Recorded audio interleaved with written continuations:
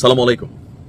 আমি ক্ষুদ্র মানুষ, তারপরেও মোটামুটি ৬-৭ বছর হয়ে যাবে যে কন্টেন্ট তৈরি করছি বা বাংলাদেশের বিভিন্ন বিষয়ে আপনাদের সাথে কথা বলি, মন্তব্য শেয়ার করি বা আপনাদের মতামত জানতে চাই। আর যতটুকু পারি অবজারভেশন করি, বিভিন্ন জায়গা থেকে তথ্যপাত্য আসে। তো সকল কিছু মিলিয়ে গেল কয়েকদিন যাবৎ বাংলাদেশ সেনাবাহিনীকে নিয়ে যা ঘটছে, বিশেষ করে গতকালকে পিনাকিদা তিনি গভীর রাতে যেটা সৃষ্টি করতে চাইছিলেন ক্যান্টনমেন্টে এমনকি রাজপথে, সেটা টোটালি ব্যর্থ হয়েছে। এখন এই যে হুট করে কেন সেনাবাহিনীর একটা অংশ ৪৬ ডিভিশন যারা আছেন তাদের অস্বাভাবিক মুভমেন্ট ছিল, এগুলো কিন্তু আমরা সব পিনাকিদার কাছ থেকে শুনছি। এগুলার সপক্ষে কোনো এভিডেন্স যে এপিসি নিয়ে যে মুভমেন্টের কথা ছিল, যে অনেকগুলো এপিসি প্লাস এত হাজার সৈন্যের অস্বাভাবিক মুভমেন্ট তিনি পরবর্তী সময় স্ট্যাটাস দিয়েছিলেন, এগুলো কিন্তু আসলে আইকনিক কোনো এভিডেন্স নাই বা কোনো ফটো অথবা ভিডিও ফুটেজ নেই। তো এখন পিনাকিদার যারা অন্ধভক্ত আছেন তারা একভাবে দেখছেন, আর যারা নর্মালি একটু ব্রেইন ব্যবহার করেন তারা আরেকভাবে দেখছেন। এখন দেখেন, এই মুহূর্তে সেনাবাহিনীর অভ্যন্তরে যেই বিভেদ অথবা যেই ধরেন দুইটা গ্রুপিং করার চেষ্টা চলছে, আমার কাছে মনে হচ্ছে গত ৫ই আগস্টের পর থেকে এই কাজটা চলছে। আর এই সবকিছুর মধ্যে সেনাপ্রধান জেনারেল ওয়াকারুজ্জামান, ওনাকে কানেক্ট করা ট্রাই করা হয় বিভিন্ন সময়, এমনকি ওনার সমর্থক হিসেবে সেনাবাহিনীর যে সকল ঊর্ধ্বতন অফিসাররা আছেন সেটাকেও কানেক্ট করে দীর্ঘদিন চেষ্টা করছে। এটাতে যখন হয় নাই, তারপরে যখন আন্তর্জাতিক অপরাধ ট্রাইব্যুনাল কর্তৃক ২৫ জন সেনা কর্মকর্তার নাম আসলো, তো তাদের বিচার করতে দিবে না সেনাবাহিনী বলে একটা ন্যারেটিভ কিন্তু পিনাকিদা তৈরি করে ফেলছিল। বাট পরক্ষণেই যখন গতকালকে আমাদের সেনাবাহিনীর পক্ষ থেকে প্রেস ব্রিফিং আসলো, তখন দেখলাম যে তারা বলছে জাস্টিসের সাথে কোনো কম্প্রোমাইজ হবে না, জাস্টিস তারাও চায়।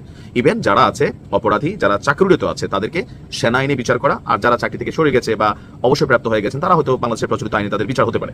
সেনাবাহিনী কিন্তু কোনোটা না করে নাই। এখন ধরুন এই যে গতকালকে রাতে মানুষকে রাজপথে নামানোর যে চেষ্টা, পিনাকির ডাকে আর কেউ কিন্তু মাঠে নামে নাই, নামছে।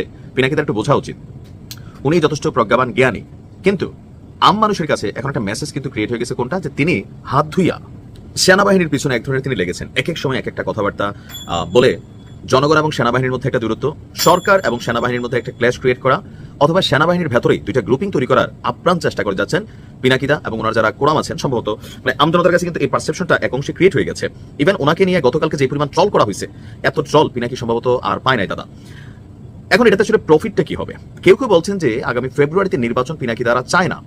ইভেন দেশি বিদেশি যারা দেশের মধ্যেও নির্বাচন না হলে যাদের জন্য লাভজনক, তারা নির্বাচনটাকে আটকানোর অনেক চেষ্টা করতেছে। এখন ডক্টর মোহাম্মদ ইউনূসের যে কঠোর সিদ্ধান্ত, চাহে কুচবিহ ঝুঁকে গানে হিসালা, মানে নির্বাচন হবেই হবে, ফেব্রুয়ারিতে নির্বাচন দিবেন। এখন ফেব্রুয়ারিতে নির্বাচন হয়ে গেলে যখন কোনো রাজনৈতিক সরকার আসবে, যদি জামাত আসে তাহলে পিনাকিদা জামাতকে না চাইতে পারবেন, এটাও প্রমাণিত। কারণ জামাতের যারা কর্মী সমর্থক আছেন অনেকে বলেন যে পিনাকিদা হচ্ছে মাস্টার মাইন্ড। কেন? সেই গণজাগরণ মঞ্চে জামাতের যে সকল নেতাদের ফাঁসি দেওয়ানো দরকার ছিল তখন তিনি একটা ন্যারেটিভ তৈরি করছেন, এরপরে আওয়ামী লীগের সময় তিনি আরেকটা ন্যারেটিভ তৈরি করছেন, এরপরে এখন বিএনপির জন্য তিনি আরেকটা ন্যারেটিভ তৈরি করতেছেন। ঘুরে ফিরে সেই জামাত এখন পিনাকিদার কথায় পানি খায়, উঠে বসে।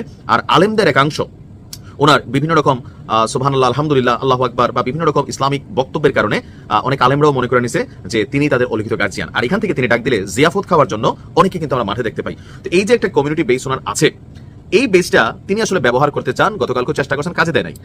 যে সেনাবাহিনীর মধ্যে একটা ক্ল্যাশ হোক, এখানে যারা সেনাবাহিনীর ঊর্ধ্বতন কর্মকর্তারা আছেন, সেনাবাহিনী কিন্তু একটা চেইন অফ কমান্ড চলে। তো সেই চেইন অফ কমান্ডে যদি কোনো রকম বিভ্রান্তি তৈরি হয় তাহলে ভিতরে কু হবে। আর কু হওয়া মানে হচ্ছে এই মুহূর্তে দেশে নির্বাচন হবে না। কারণ আগামী নির্বাচনে সেনাবাহিনীর যেই সাপোর্টিং সরকারের দরকার সর্বোচ্চ লেভেলে, কিন্তু সেনাবাহিনী ছাড়া এই দেশে নির্বাচন হবে না, এটা মাথায় রেখেন।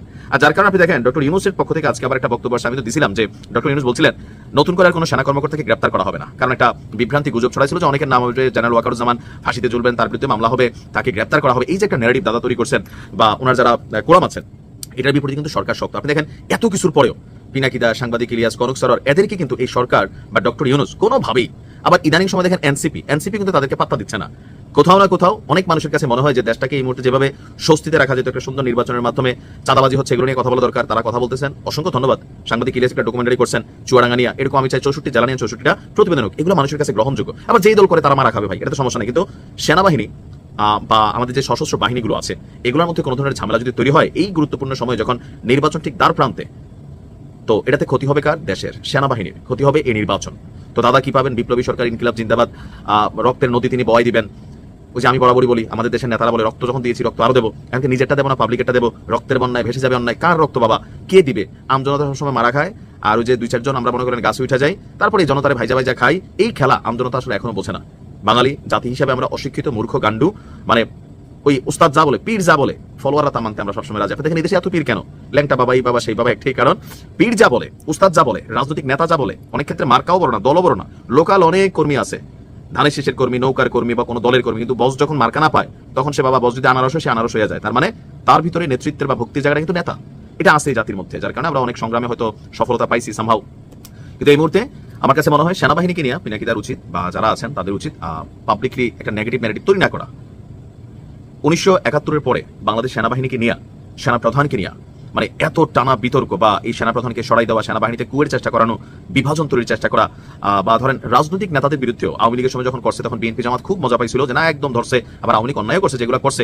এখন যখন ধরেন বিএনপিতে ধরতেছে, তারিখ জেরে ধরতেছে, বিভিন্ন নেতাদেরকে ধরতেছে, জামাতের তো আগে ধরে খাইয়াই ফেলছে, জামাতের তো মেরুদণ্ড সে ভাঙিয়াই ফেলছে আপনার গণজাগরণ মঞ্চের প্রেক্ষাপট থেকে, কিন্তু তাই না, এটা অনেকে ভুলে গেছেন।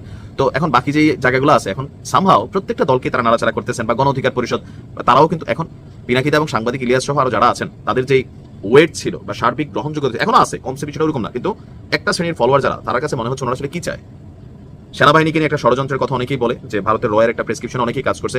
এখন যারা দিনরাত র বলতেছি তারা নিজেরাই কি আসলে রয়ের সাথে কানেক্টেড কিনা, এটা তো একটা প্রশ্ন মাঝে মাঝে চলে আসে। দেখেন আমি ক্ষুদ্র মানুষ, কিন্তু আমার প্রশ্নগুলো, আমার কথাগুলো ভক্তির বাহিরে গিয়া বিবেক দিয়ে চিন্তা করবেন। ভালো থাকুন।